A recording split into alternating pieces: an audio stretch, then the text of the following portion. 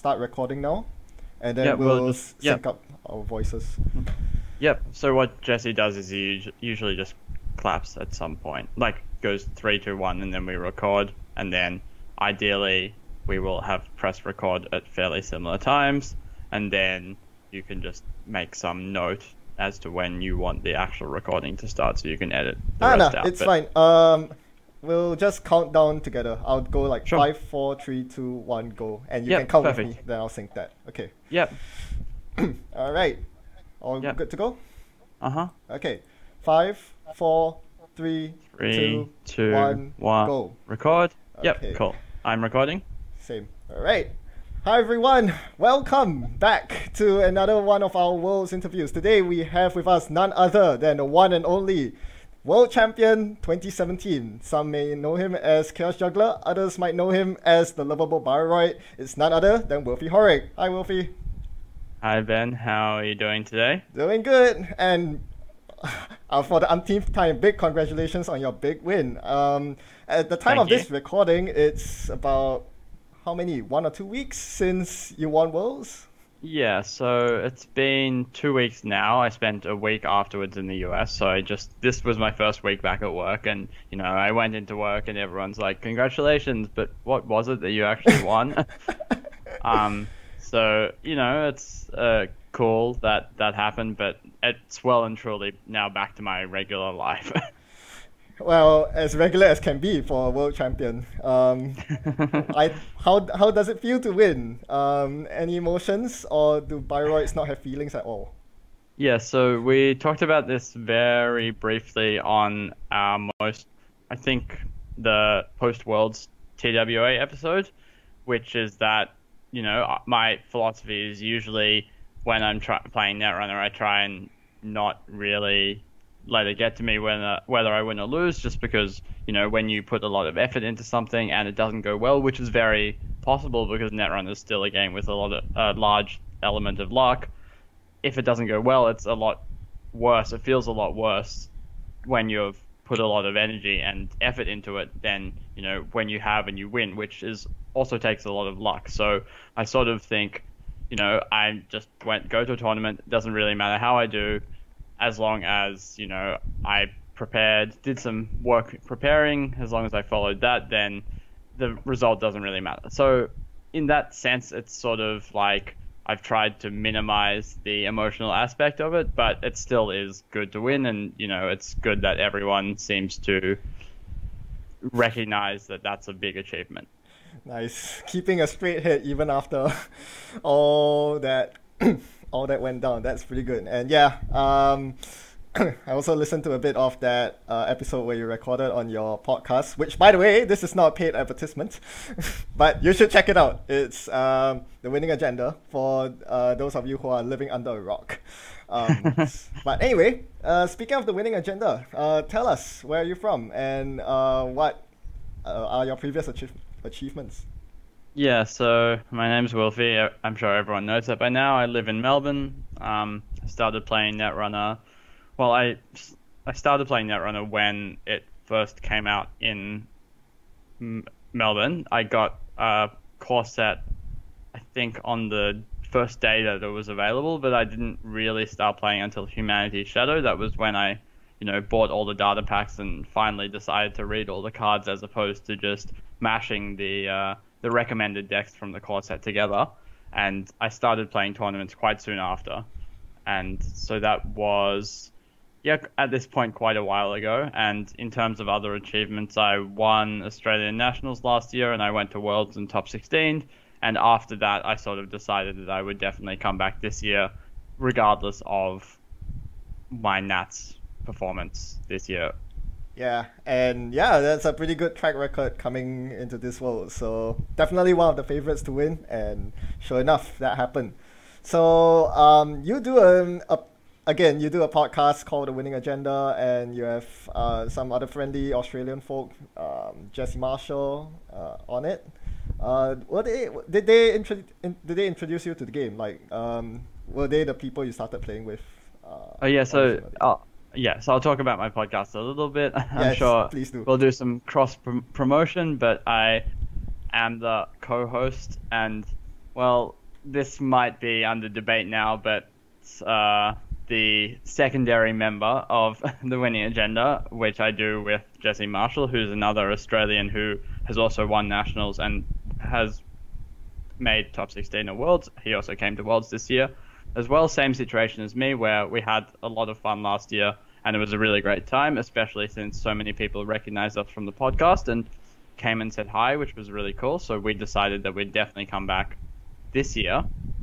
So in terms of when I started getting into the game, I actually started before Jesse, but we've known each other for a long time, even before Netrunner. So after the nationals that he won, which was 2014, if I recall correctly, we sort of decided, him, and a couple of our other friends decided that there was a bit of a gap in the, I guess, content market for people who wanted to talk about the tournament side of the game. Basically winning.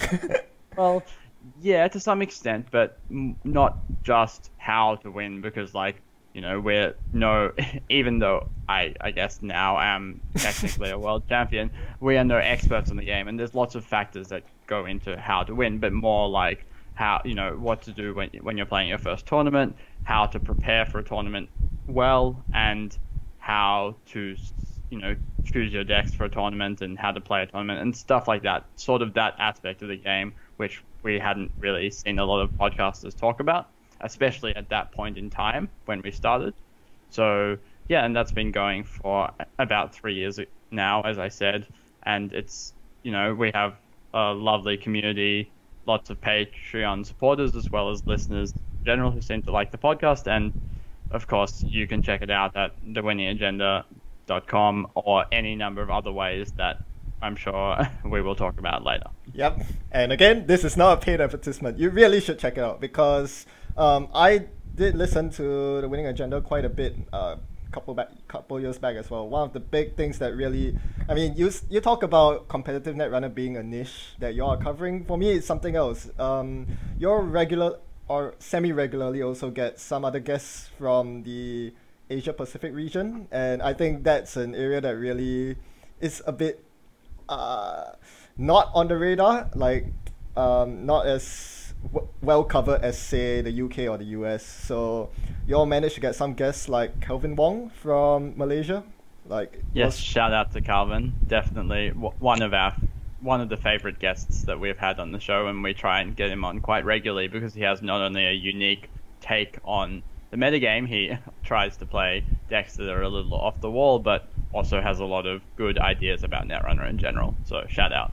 Yeah, for sure. So y'all were basically my gateway to, you know, the Malaysian meta and that sort of thing while I was back in the UK. Anyway. Oh, that's cool. Yeah, thanks for that. So yeah, that's the Winning Agenda. And let's head on to your journey to Worlds this year specifically. So let's start with, I guess, the last big event before that, which was Australia Nationals. So how did you do this year, and what happened? Yeah, so for Australian Nationals, it was in Sydney this time, not in Melbourne, where I live. So Jesse unfortunately couldn't make it. He had a very inauspicious clash, so he unfortunately had to skip it. But one of my friends, John, who is also in our testing group and tested with us for Worlds, decided that he wanted to go, and you know, that was the sort of the first big tournament that he's played, bigger than Store Champs level. So maybe not bigger than Store Champs level, but the first tournament that he decided he'd spend some time preparing for. So we spent a lot of time playing. We ended up, it's the old meta, so I won't go into too much detail, but we ended up playing Moons and a Cypher Wizard deck, and those were two of the biggest decks. And John made top 8, but unfortunately lost in the top 8 to the eventual winner, Alex Flandrin, who also tested with us for Worlds and in fact made top 8 at Worlds. So yeah, in general, Australians did pretty well. Yeah, big win for Australia this year. Yeah, exactly. We had 4 people, and half of them ended up in the top 8. So Yeah, that's huge. And yeah, yourself, how did you fare on the day? Yeah, so I missed top 8. I made top 16. I think our preparation was good, and we both played this basically the same deck with the same two decks with some small changes that didn't really make a huge difference. But I think my results weren't as good. I'm not. I think we've talked about it a bit before on the cast, but when you've prepared as much as you can, sometimes it does come down to the matchups you play and how well each particular game goes. And especially when you get very close to the top 8, sometimes you get the feeling that either if one of those games went a different way, you could have done better and had posted a better result. But of course, that's just a part of Netrunner as well. Yeah, going into tournaments is quite important to have the right mentality about it. It can be quite demoralizing when you spend a lot of time preparing for a tournament, but the results just don't show. But it happens. It does. So as you said, that was the previous meta. That's Crimson Dust, I think. That's pre-Core 2, most importantly. So in the lead up to Core 2, and soon after that, the ban and rotation list. What corp decks and runner decks were you looking at?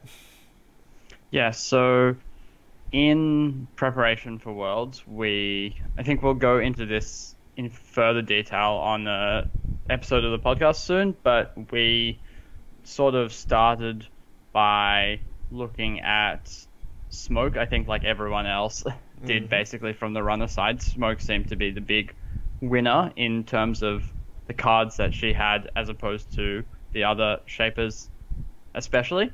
But as we sort of tested more and more, we seemed to gravitate more towards Anarchs, since we thought that the Conspiracy Breaker suite, in addition to the just having good card draw and economy, allowed Anarchs to sort of do a bit of everything, which we thought was really important because the field was going to be so wide open. So we ended up settling on an Edward Kim list that was quite aggressive and sort of tried to disrupt the corp from turn 1, and we thought that that would be best against the most common corp, which we assumed would be CIs of all flavors, just because with CI, when you're sitting down, you don't really know what sort of cards your opponent's on, and the strategy that you use against each of the different types of CIs, that's radically different depending on what particular cards they have in their deck. Yeah, so that's interesting because Alex, as we mentioned, who made top 16 along with you, ended up also, taking that Edward Kim deck and doing pretty well with it. Yourself, however, you decided to deviate and go with Hayley. So what's the story behind that? Yeah, so I sort of switched at the last minute. As I said on the last episode of the podcast, I played Edward Kim in the Icebreaker. We'll start with Runner. I played with Edward Kim in the Icebreaker, but I sort of thought that it was a bit narrow against a lot of matchups. Against a lot of matchups, you sort of were especially matchups with big ice, you were relying on Conspiracy Breakers to get into servers, and your economy sort of fizzled out because you didn't have very much drip.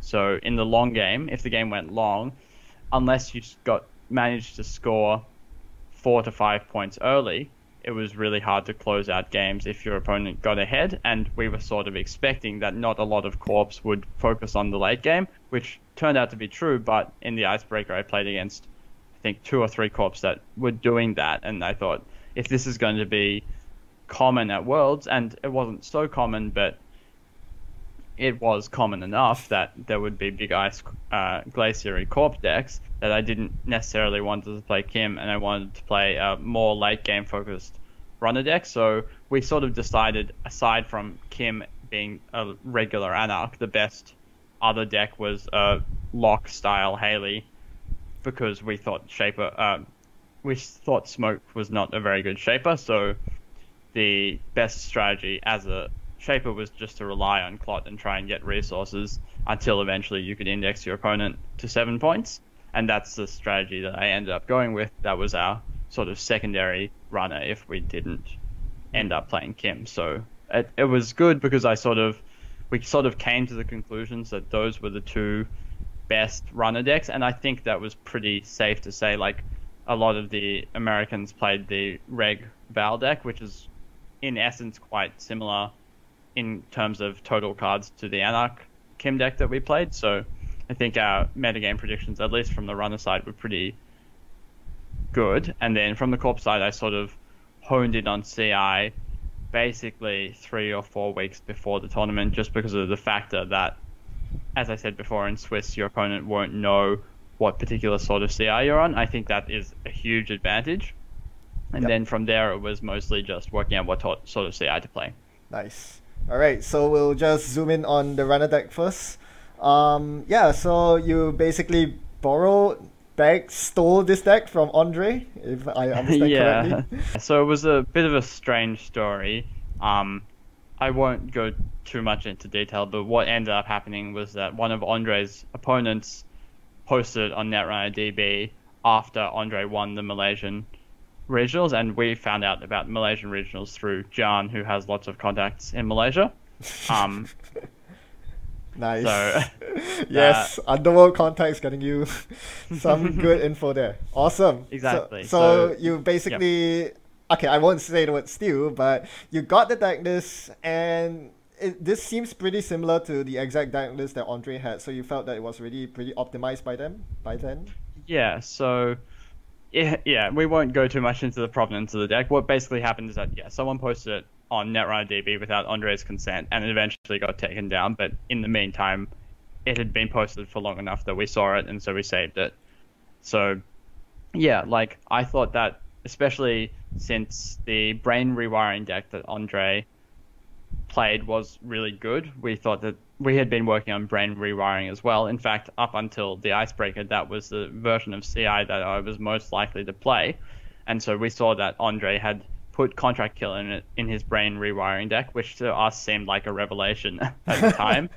But of course, that's standard now, if you look at the deck list from Worlds, but we hadn't quite worked that out yet. So seeing that, I sort of knew that Andre had been testing a lot to come up with that, and so I thought that his Hayley deck would be relatively well refined. And I mean, Jan sort of was a bit skeptical of me switching to a deck just on the night before, and I will say, disclaimer, I don't think that's a great idea, but it seemed fairly well optimized, and given that we thought this style of Hayley was the front runner on the Shaper side, with the regular Anarch deck being the front runner on the Anarch side, switching to this, I wasn't too worried about the specific cards in the deck, since I knew that they had all been put there for a reason. So yeah, like, I think a lot of people ended up on a similar style of list, just I think the only differences were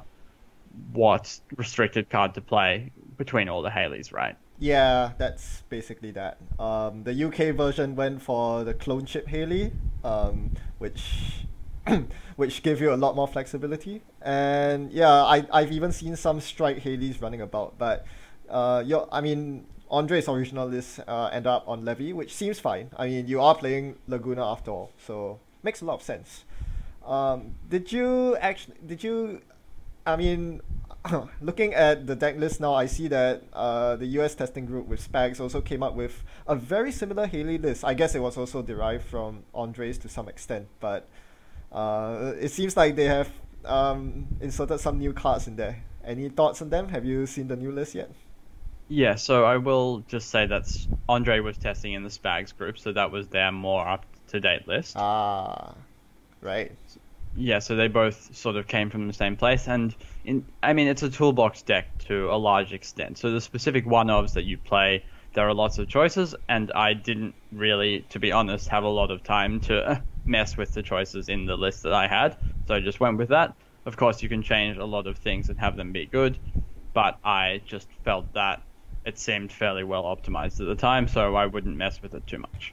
Yeah, that's fair. And anyway, you're not the only good player who switches deck lists at the last minute. I've heard a lot of other netrunners doing the same thing and doing very well. So props to you for that. It's all about playing well on the day, and you sure did. So now that you are world champion, you're gonna get world champion. We are gonna get world champion Hayley decks, and by the time it gets printed, it'll probably be illegal thanks to the most wanted list in some way, shape, or form. Do you think this deck needs nerfing via the most wanted list? Do you think any of the cards here will get hit?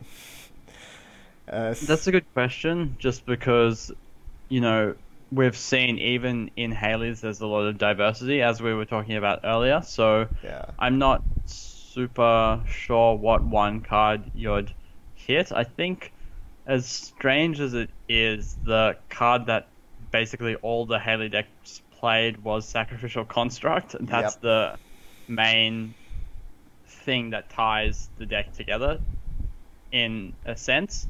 So, I mean, I could sort of see that, but then again, it's not exactly the most impactful restriction in terms of broader game design. But then again, we'll have to see what happens in the future, I think.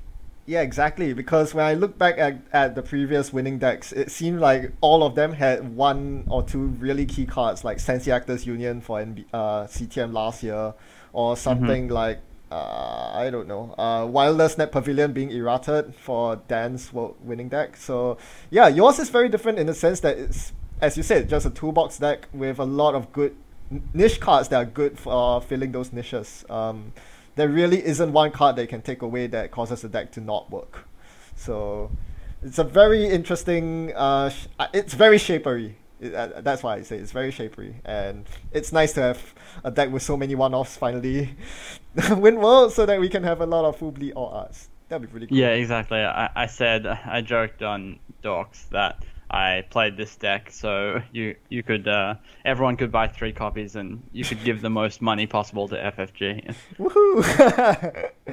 Okay, so yeah, tell us more about the matchups you faced over the 2 days at Worlds. From what I gather, I think you faced a lot of Obo Carters. Yeah, so I did. I think I only played against CI once or twice on the runner side, like on the corp side. So I think mostly, yeah, Obokata decks. I played against all kinds of Jinteki, Tenin, PE, Data Loop, PU, as well as I think even Biotech once. So Ag Infusion as yeah. well, I guess. Ag Infusion once. Yep. So 5 different. Did I play against Biotech? I'm not sure. At least 4 different Jinteki identities. Wow. Oh wait, no, I did. I think I did. So at least 4 different Jinteki identities. So Jinteki was sort of the theme of my corp matchups. Yeah, and your deck is very well positioned against that. Your levy to, twice the amount of deck against PU, feedback filter for all the net damage, and Laguna to just draw your cards quickly so you can run through data loop. That's pretty strong. Yeah, exactly, and that at least definitely vindicated my choice to play this specific list, since all of those cards I think are a bit better than their equivalents. Like playing Laguna over Professional Contacts, for example, is better in those sort of matchups. Yeah, for sure. All right, we'll dive right into a Malokip with this Hayley deck. Let's just assume we are against some variant of Jinteki, and we'll see whether these opening hands appeal to you. So let's start with this first one. This first one, yeah, I think this hand is a bit borderline. The information sifting isn't very good against Jinteki. Nope. And having Clot in your opening hand, it can be good against Tenin, but usually it's not so good. Or Tenin and Shipment from Tenin. Yeah, so Shipment, I yes. would probably mulligan, just because I usually try and find Laguna or Peace in Our Time or Tapworm, or some way to find Tapworm, just so you can get some long-term economy, since the deck goes pretty long in most matchups. Having Fansight is good, but Fansight without either of the ways to use it isn't super great in your opening hand. And so the only really good card here is Hunting Grounds, and that's not good until the late game. Yeah, opening with Show Gamble is usually a nice thing to see, but for your deck, I guess you want those really long-term turn 1 cards like your Laguna and your Tapworm. Yeah, like with Tapworm, the deck has quite a lot of economy, so I mean, having one gamble is good, but I think you Not can enough. afford to mulligan those hands. Yeah. Yeah. How about? Oh, okay. Speaking of Tapworm, how about this one? Yeah, yeah, this hand is much better because not only do you have, like, there'll almost always be one open server on turn one. It's totally fine to just run archives. So being able to, for example, run, install Tapworm, install Beth and Satcon, and then either gain a credit or draw a card depending on what you're, let's say draw a card, Yeah. depending on what you're worried about. Yeah. Yeah, so that really sets you up nicely. And if they purge, you You have a second can- Tapworm. Bloody yeah, hell. you either have the choice of using Satcon depending on whether how important you think plot is. Like if plot is not important, then I'll just use the Satcon now. But if it is important, then you can save the Satcon and then install the Tapworm sometime later. Or if they go low to get around Tapworm, because yeah, it's very possible that they might try and rush something out to get around because you have both Tapworm and Beth. In that case, you're not going to be under any pressure for quite a while, usually, depending on what they're trying to do. So I think this hand is really good because it sort of lets you do what the deck wants, which is to just sit there for a while and accumulate resources. It has two really good pieces of drip economy, and you're not super worried about what your opponent wants to do. If they're going to try and rush something out, you can like reasonably soon use Atman to get it if they try and score an ace or something. So Yeah, you have game against both rush and long game. That's really good. And woo, you are never upset to see Satcon and Tapworm in the same opening hand. That's pretty good. Alright, so that was a good keep. What about this one? yeah, so this one I think is, assuming we're playing against Jinteki again, Yes, this one Jinteki. is good as well. It's a bit worse just because only one Tapworm knows Satcon means they can just purge, but you do have the chance of installing both Tapworm and SMC, so you get to use your Hayley ability and then potentially SMC for another Tapworm depending on what your opponent does. So yeah, I think this hand is good, but I'd want to draw pretty aggressively with it since you have not much draw and a lot of money.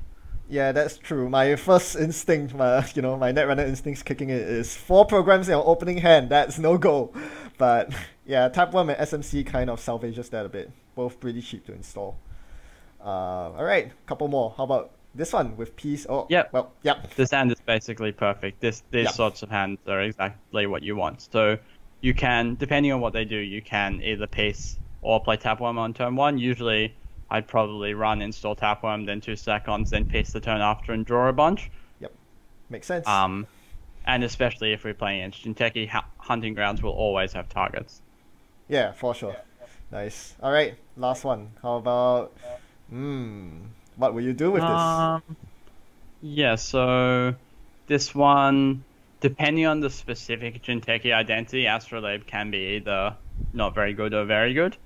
So if they're playing some sort of turtle, like IG with turtlebacks and bioethics or something like that, then Astrolabe can be very good, or even if they're doing something with Mushin, but against some of the 10 index, for example, it's not so great. But I would still keep this hand and still do the SMC for Tapworm thing. I know that's been a bit of a theme, but that's a very easy way to start off the game well, is to do that, because it just gives you so much time to set up and draw. And even though you don't have Laguna, which is one of the factors that has been present throughout all these hands, you have a lot of drip economy in Tapworm and Satcon to protect it to get you through the early turns. Yeah, that makes a lot of sense. Do you think sacking the early SMC will come back to bite you later if they decide to rush out behind end run or something? Possibly. So I would probably draw with my first click to see. Yeah. Of course. That is why you run 2 Tapworm in this Hayley deck. But yeah, like, you are right. I try not to do that, especially if I have to waste a Hayley trigger as well. Yeah. So I try and keep an SMC just in case. But the deck is not super well set up to score something in an early remote, especially against something like Aggie Infusion, which can often put Excalibur, which is really hard to break, in front of something. So a lot of the time you sort of just have to accept that they might score an agenda early. But yeah, having the threat of SMC at least unpopped for as long as possible does go some way to ameliorate that. Yep. All right. Thanks for that insight. There's a lot of thinking going behind the Malaki on this Hayley deck, because there are a lot. I mean, we got pretty lucky. I think we saw a lot of tapworm hands, but I think there are a lot of hands that can go wrong with this Hayley deck. I can imagine. Yeah, definitely. All right. So that was Hayley. Let's move on now to what I argue is your more interesting deck. It's a CI deck that isn't trying to kill, whether with Boom or Contract Killer, and I don't know. Yeah, tell us how did this deck come about? Because I definitely haven't seen this prior to you winning Worlds. Yeah, so this deck came from the Germans, Pinsel and FFOX primarily. Really? They had been working. Sorry? Really? Yeah, oh, man. this is. Alex said that we should just call this deck German CI because it basically is. And actually, it was sort of kind of an accident that we came across it because Alex Fondren had been doing some testing with the Germans. Just I think in somewhat of a coincidence, they were staying at the same Wow. hotel, and so we sort of shared some ideas, and they said that they had been working on a CI deck. And I will just preface by saying that we had been working on CI for a while. Both me and Alex were pretty sure that we were going to play it, and we were looking to play Brain Rewiring basically up until the day before the Icebreaker. But we were a bit worried. Like, Alice wasn't, I think, as good as the two styles of lists that made top 8, one with Contract Killer and Executive Bootcamp, and the other just like the other, I think, Peter Percomus's list was a lot more conventional, but we're sort of doing half of one and half of the other, so we didn't quite have the play one Audacity, play one Contract Killer, and try and have the potential of scoring out, because the problem was always if your opponent installed one hate card, like, it could delay your kill by 2 or 3 turns, and that meant that it was really dependent on your opponent's hand. Even if your opponent didn't get a lot of early accesses, if they just drew and just installed cards, that could also stop you from winning as a Brain Rewiring deck. So we sort of cooled on that a little bit, especially because it was such a known quantity, given that Andre had won Malaysian Nationals and Eurijo as well was also won by Brain Rewiring. So in the weeks before, 2 big tournaments were won by it. Wow. So we didn't really think that we could take people by surprise. So we were looking for another CI deck, and we went through a couple options. I think hard-hitting News Boom was the front runner for a while, but we sort of found that it wasn't as good at pressuring the runner as we would have liked, because MCA, like, you could let them score one agenda with MCA austerity policy and still win, just as long as you were richer than them. So as to not get hard-hitting used, it was a lot harder for that deck to win once your opponent knew that, okay, just don't get hard-hitting used like normal, but especially stay above money or have misdirection if you need to run. Yeah, it does feel like hard-hitting news Boom, it basically suffers from being hit by the same cards as Brain Rewiring, except that misdirection is an extra concern. So it ended up being a pretty honest CI variant, which kind of took me aback. So this reverse accounts Brian Stinson combo, I guess it fired a lot during the 2 days at Worlds. Yeah, so this, to give some context, this is basically just an MCA austerity policy deck. Like, we sort of established that MCA austerity policy Fairchild 3 was just an absurd thing to do, and we wanted to do that as much as possible, basically. And so this goes all in on that strategy by not really having a plan aside from scoring 7 points, but also MCA austerity policy and reversed accounts work really, really well, because you can reversed accounts them down to Stinson range, and that was, I think, the key to making this deck work, is to realize that allows you to get around Clot and to beat the plan that the Shapers had, which was it's okay to let them austerity policy as long as you can clot them and then get into the remote. And having reversed accounts breaks that in half. Yeah, I saw during one of your games, it might have been the finals, where you were ready to fast advance, you went to fast advance, the clock came out, and you were like, whoop, reverse accounts, pop it forward to kill the bank anyway. That's really cool. Yeah, and speaking of playing at Worlds, you actually had this epic combo turn in the finals. I actually, in my previous uploaded video, I actually went to dissect it. You had a crazy 14-click turn against Gregory Tung that game, where you just took advantage of him not running anything at all and decided to, okay, let's trigger Brian Stinson for a hedge fund, a VLC, get 17 credits, draw 4 cards, and why not score two agenda points while I'm at it by just fast advancing an efficiency committee. That was some pretty crazy play there. Yeah, so this deck, I think, can do a lot of ridiculous things just based on... It's an MCA austerity policy deck, really. In the sense that that's your main game plan always, is to get it as fast as possible, protect it in a remote, and then present some... Like, if they run it, they're low enough that you can hopefully Stinson them, and if they don't run it, you can score reversed accounts or whatever. But I think the main thing to realize is that just all the cards are good on their own. Like, it wasn't a lot like the brain rewiring deck where you had to play a lot of cards like Shipment from Kaguya, where if you drew your opening hand and it was like 2 Shipment from Kaguya, a Mirror Morph, and 2 agendas or whatever, you had, you know, a hand that didn't have any ice in your low ice deck, and a hand that was sort of relying on you drawing your combo pieces before your opponent could score 7. This deck is very much not like that. It's really doing, I guess, sort of a fair thing. Yeah, I guess that's why it feels so fair, because it's not, I mean, despite it being CI and all, it's not actually a combo deck. As you said, it just so happens that all the cards that you play are very good. Maybe you have the reverse accounts Brian Stinson combo, but that's about it. So it's like, it's just playing good Netrunner, using the good cards at the right place at the right time, and yeah, that's how you do well. So another big thing is, as you mentioned, one of the cool things about this deck is that it's pretty hidden, in the sense that no one knows what variant of CI you are on until they start making HQ runs. But that's not the case in the top cut, right? Because your opponents got to see your deck list beforehand. So knowing that you were not on kill, that you had this fast advance threat, and that you had this reverse accounts bait, advancement bait, did you feel that the revealed deck list were a detriment to your corp deck?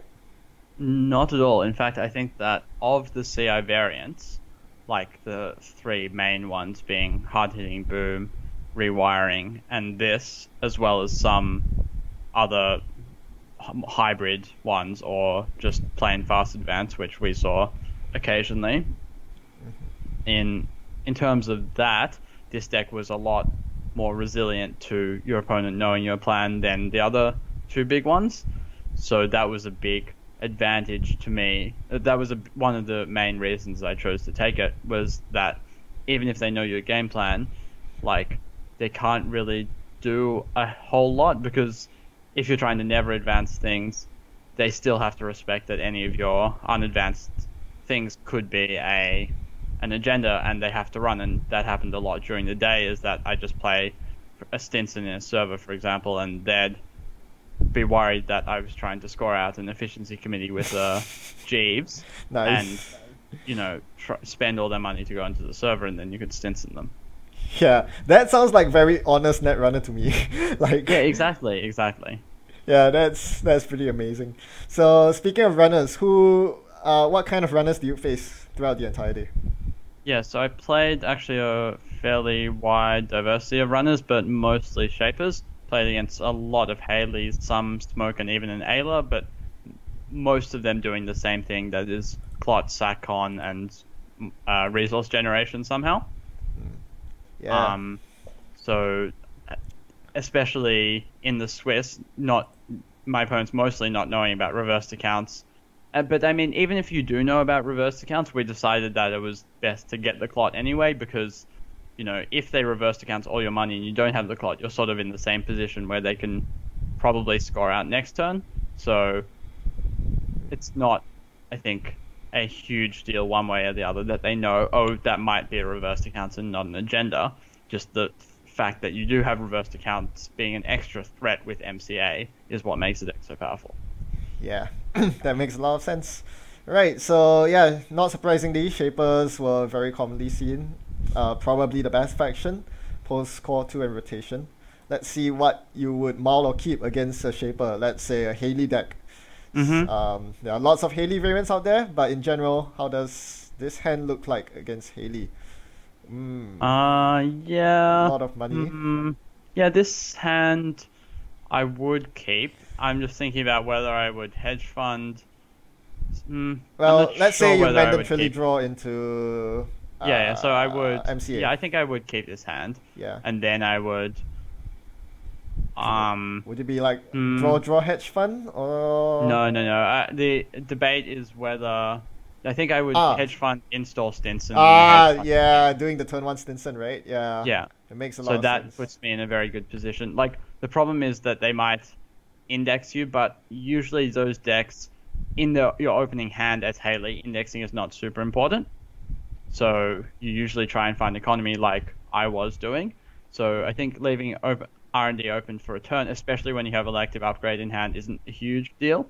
Like going down to 4 cards is a bit of an issue because they might steal the elective upgrade, but it's fairly unlikely. As I said, the way the Hayley decks work is that you have resource generation and action cards, and those cards don't really go together. So especially if my opponent kept their opening hand, I'd be much happier. I'd be happy to keep. Like this hand would be much better. But if they do get a tap worm down, however, to take advantage of your Brian Stinson money, is that something you look to purge or? Yeah, so I don't mind purging it, but I would probably play Ultraviolet the next turn just to get some Cards. resources, cards and credits, and get some ice down. Right. That makes And then, Yep, that sounds pretty good. How about 2 agendas? Yeah, I would definitely mulligan this hand. You can't really keep 2 agendas and no clearances. Yep. Just because especially because you want your first ice to go on R&D, you don't really have a great plan with this deck with this hand. Yeah, aside from playing the hedge fund. I think it goes without saying, but as with any CI deck, you really want to see a clearance early. Probably one of the bigger cards you maul for. So this would probably be a very strong keep.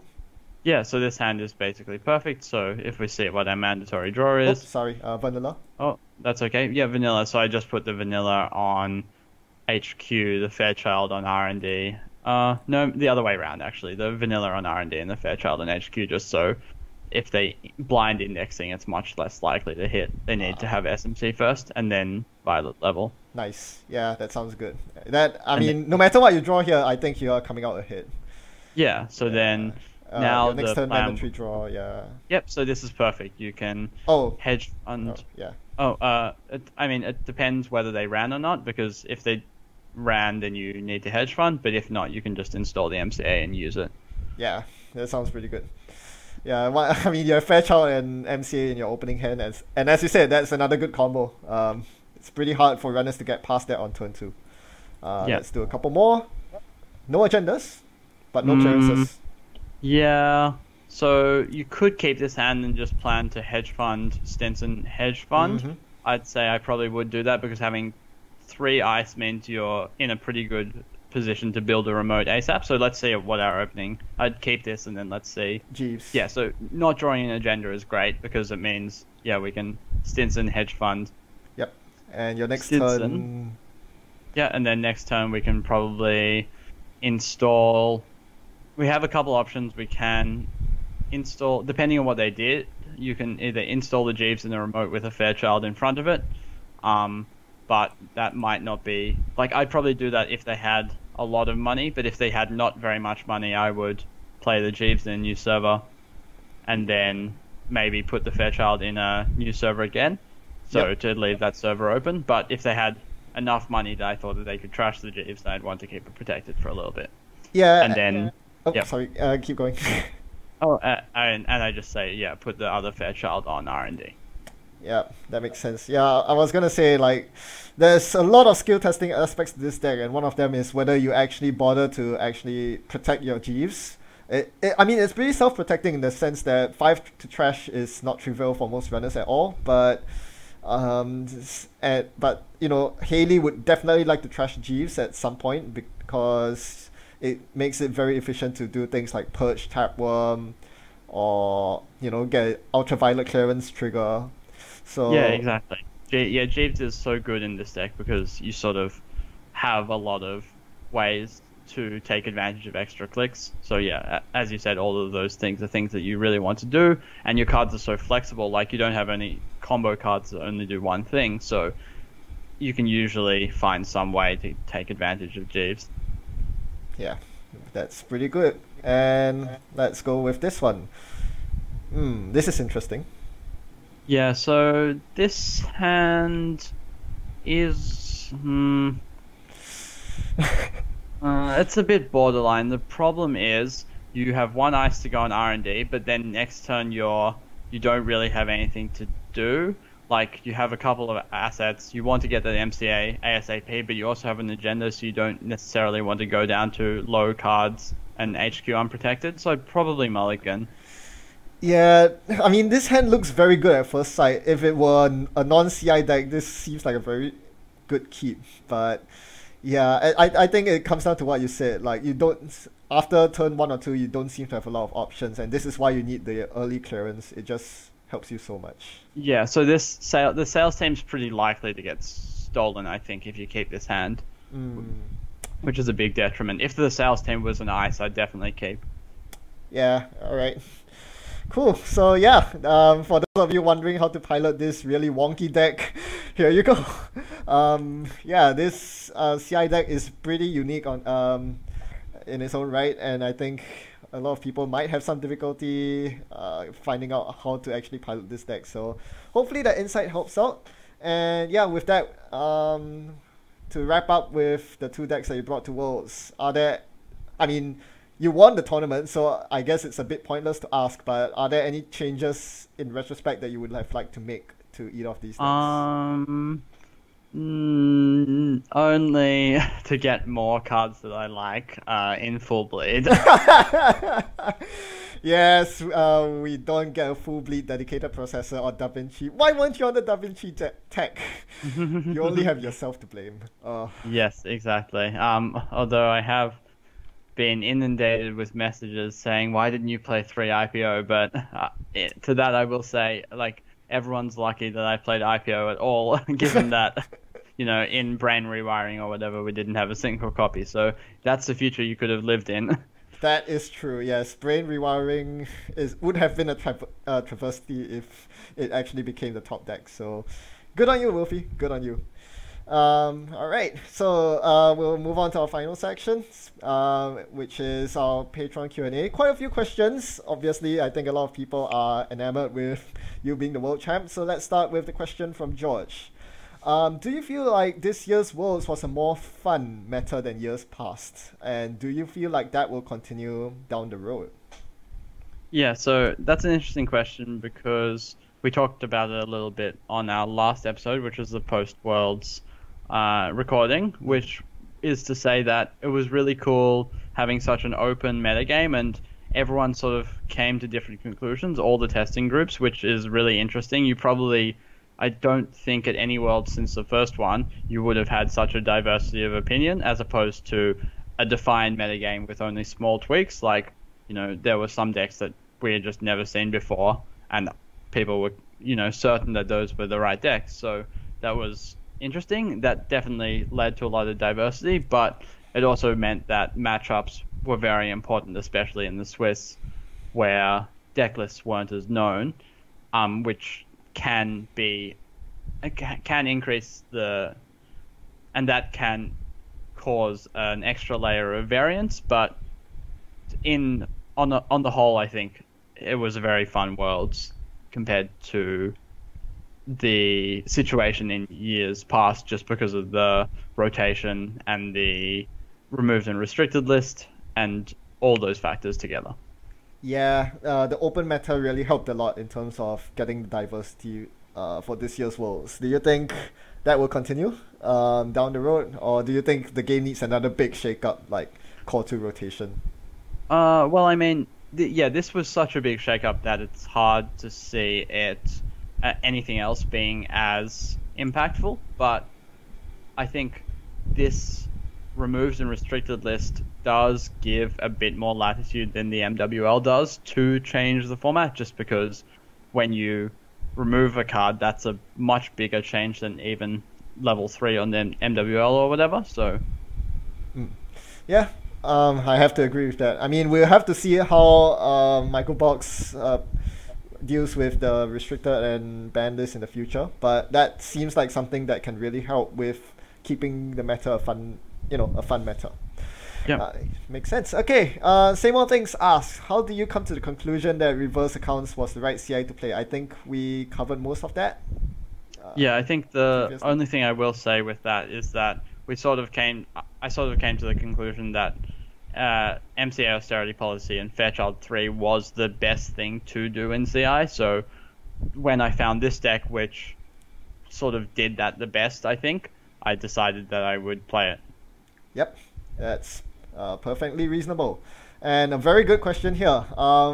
Given that you just won with Shaper and CI, what do you think we need to see in the upcoming cycle for Shaper CI to be knocked off its perch? There's a few things, and I mean, there's been some potential spoilers going around, so I won't. Yeah, You can be, there's as vague as you can. You can only, you can say a lot of things, some that might come true, some that might not, but like I would say from a theoretical perspective, for Criminal to get another disruptive card would, like a Siphon replacement, I guess, yeah, would be the thing, just because Criminal at the moment doesn't have any power cards. Like, the best Criminal action card is Legwork, and that's, I think, at the moment even better in other factions. Isn't it gang sign?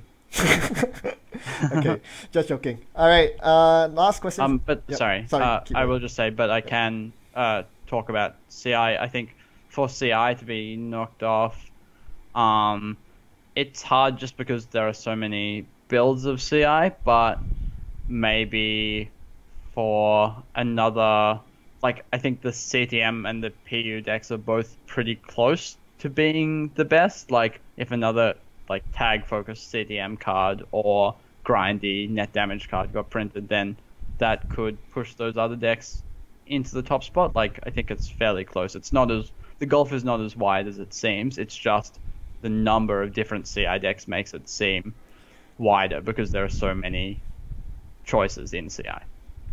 Yeah, and again, that's one of the factors that led a lot of players, including Wilfy himself, to bring CI to Worlds. Final question: given that you're on the Winning Agenda podcast, that you are regularly referenced to as a Bioroid, would you be designing another directive for Adam as your prize for winning Worlds? I mean, you don't have to review what you plan to design, but is this on your radar? I think the more common prediction is that I'll make a Bioroid, like Ice, a Bioroid Ice. Oh, that'll be So, interesting. but take that as you will. Architect 1.0, 2.0, coming your way. Alright, Vadim asks, what was your typical game plan as your CI against Clot Lock, given that you don't run cards like Arc Lockdown? Yeah, just the Cyber decks. No best defense for the SatCon either. I guess you answered that somewhat in that you use reverse accounts as bait, but is there anything else that you do? Yeah, so I will just say that the main game plan that we focused on was, if you have MCA austerity policy, you get to use it, and reverse accounts, you always reverse accounts first if you have the reverse accounts in your hand. So that gets them low enough that even next turn, if they gain credits, you can usually Stinson and you'll have an economic advantage. If you don't have the reversed accounts, then you have to get the clot out somehow, so you can just manually purge through all the SatCons, and Jeeves makes that a bit easier. And I did that in, I think, one of the finals games. I can't remember exactly which one, but I had an efficiency committee and my opponent got clot, and then I installed a Cyberdex in that server to at least try and get the clot down slowly. So you sort of have to do one of those two things. Right. Nice. All right. Luke asks, or first, Luke congratulates you on your victory, and asks what techniques you use to keep a cool head when playing Netrunner for so many hours on end. Must have been pretty exhausting those 2 days. Yeah, it was, and it's not. I might not be the best person to ask because I am not the best at like eating during tournaments or whatever, which people always say is very important. I usually am very nervous, so I can't. It makes it hard to eat. But I think in general, just taking it one game at a time is important from a mindset perspective. Like I said, it doesn't. I've gotten to the point where it doesn't super matter whether I win or lose. It's just about playing the game, and that's, I think, important to stay sort of calm and level-headed, more importantly. And in terms of actually concentrating, that's probably the hardest thing, and I don't think there's any quick fix, but just I think a good preparation process should make it easier to make the decisions that come up a lot. Like if you've played one matchup a lot, or even if you haven't played the matchup, if you've come to a conclusion about what's important in the matchup, then it doesn't take as much mental energy to decide what you're going to do in situations. And that's really important as well, just to minimize the strain in playing a lot of games. Yeah, that's pretty important. And final question from Bjorn. That's a good one. How do you break Plutonium in Hydra? Do you use FEM? Because all you had was an NT without the dedicated processor. Yeah, so I never played against the Hydra deck in the tournament. And yeah, that is one of the downsides of only playing NT as your barrier breaker. But FEM does a fairly good job at dealing with that, I think. Like, of course, if they have IT department and they can protect it, then it can be a big deal, yeah, but otherwise you can usually FEM the most important ice after they res it, or at instant speed with a Artist Colony or an SMC, since you usually have quite a bit of money. So that's probably the main plan. But it's not the most secure game plan in the world, so if you expect lots of those kind of decks, I probably would play Lady or Dedicated Processor. Yep. So the best plan against Hydra, obviously, is to not play against it at all. Sounds pretty good to me. All right. So that wraps up our interview. Any final shout-outs you want to give? Yeah, shout out to everyone who helped me test for Worlds. That's Sam, John, Jesse, and Alex. They formed the bulk of my testing and led me to draw the conclusions that decided that those decks were good and all of that. And shout out to Alexis, who's our wonderful editor of the Winning Agenda and pretty amazing in general. Oh, yeah. But yeah, so I think that's all. Nice, awesome. And again, congrats again for winning. I'm really happy that this year it's a content creator that actually managed to take down the trophy, repping us content creators very well. And yeah, it's quite rare for content creators to actually do so well at tournaments, from what I know, compared to other games where content creators typically just focus on what they're doing and leave the competitive players to their own devices. So yeah. Yeah, that's true. Although to some extent we have always tried to break that paradigm, since it's not super interesting to listen to two people who talk about how to be good at tournaments and how to win and then never win. So I figured I'd at least try and solve that problem. Indeed, and I think that's something that you have successfully solved now. So well done on you. So thanks again for taking your time and coming down to chat. No problem. Thanks for having me, Ben. All right, and for everyone else, thanks for watching and happy net running. I'll see you next time. Goodbye.